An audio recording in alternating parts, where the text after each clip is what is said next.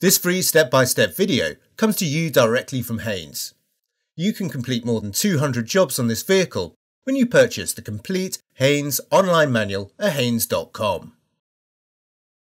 Lift the badge on the radiator grille, insert the key and rotate it anti-clockwise to release the bonnet. Lift the bonnet slightly and then rotate the key clockwise to release the safety catch. Open the bonnet and remove the key.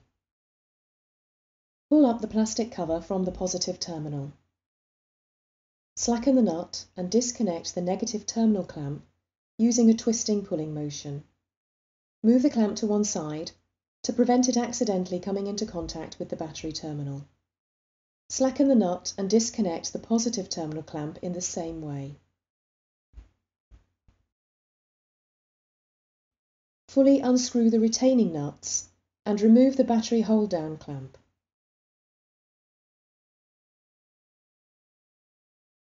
Lift the battery from place. Take care as the battery is very heavy. Disengage the hold-down clamp bolts, noting how they locate in the support bracket.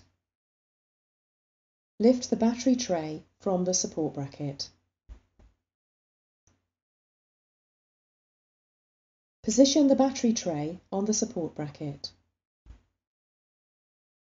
Engage the lower ends of the hold-down clamp bolts with the corresponding holes in the support bracket. Then locate them in the slots of the battery tray. Lower the battery into place with the terminals at the rear. Take care not to dislodge the hold-down clamp bolts as the battery is fitted.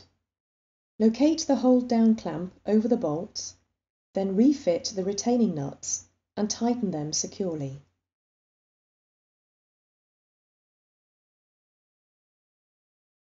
Press the positive lead clamp down over the battery positive terminal.